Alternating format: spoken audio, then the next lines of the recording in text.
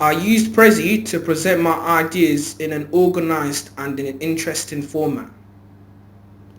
In my Prezis, I could insert images and photos to make my Prezi more media rich and interesting for the audience to see. Prezi is a good app to use because it's media rich and it makes it interesting as well. And for the audience, they don't have to look at long text. They can have videos, they can have images, and this is far better than just having a lot of paragraphs in front of them to read. Prezi is a good way of presenting a large amount of information without having to write too much as well. For example, in my evaluation, I used videos and images to present my evaluation of my whole process through the prelim to the main task. YouTube was also good for me because I used it throughout my process. I was able to find a wide range of videos that were very helpful for me. Some of the videos that I found on YouTube were former past students who did the same process as I did, filming but with different genres. But it was good to look at their films as we were able to compare and gain ideas about what we could do for both preliminary task and our main task. In YouTube, I was also able to get videos from experts explaining such things as sounds and credits, which is also vital in order to plan a good film for our group. My mobile phone was very useful because in my mobile phone I was able to have pictures and videos about the whole process that we had throughout my time. My phone had the large data, so I was able to keep large memory of pictures and videos, which is important because sometimes we don't have a computer in front of me, so whenever we need to save vital information that we might use later, my phone came in handy.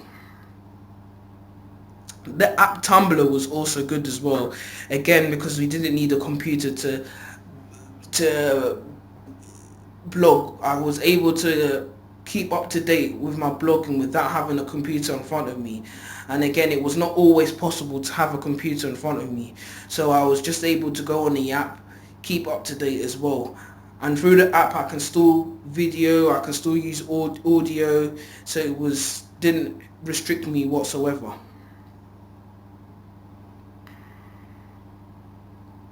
Wordle was a good website to use to brainstorm my ideas.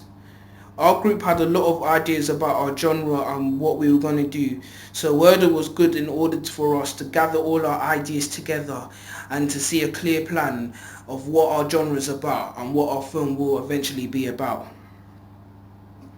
IMBD is a good website to use as well because we were able to gain statistics on many different films, and the statistics that we used, we were able to gain a greater knowledge about the types of audiences that watch our films, which is a thriller film.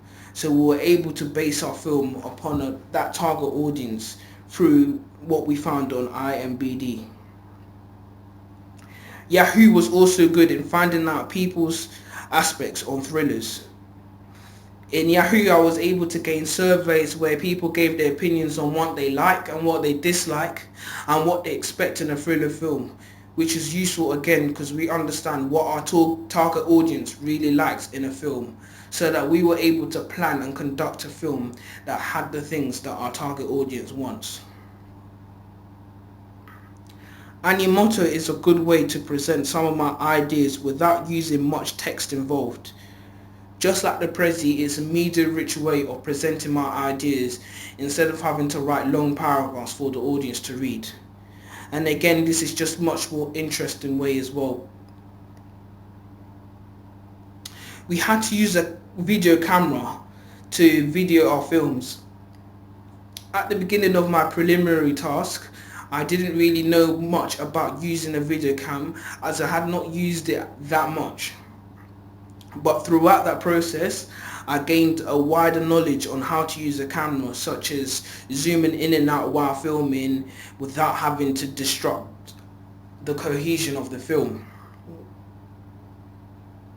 As I got comfortable with the camera, I was able to do things with the camera such as zooming, such as pausing and playing, such as cutting the audio with the video camera, which helped me produce a good film.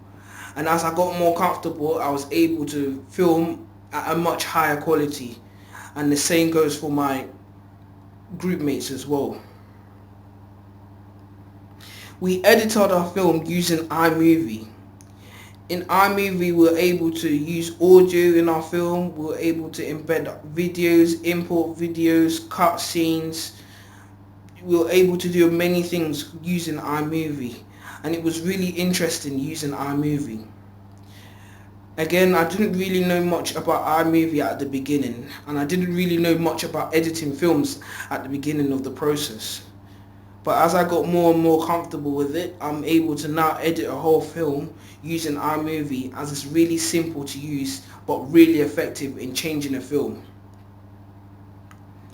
iMovie has many positives, such as having its own audio, which as a group we used as well, and the audios that they have available are really effective in transforming our film. In my evaluation, I used Windows Movie Makers to help me learn how to present my film in a variety of ways. iMovie helped me present a lot of ideas together, and again, it's just much more media rich than writing paragraphs. Windows Movie Maker was also very good because it allowed me to create a movie at any time that I wanted to and at how long that I wanted to. So I was able to give in real depth on my evaluation, which is important because my evaluation, I need to go back to my preliminary task and link it back to my main task, which needs a lot of detail involved.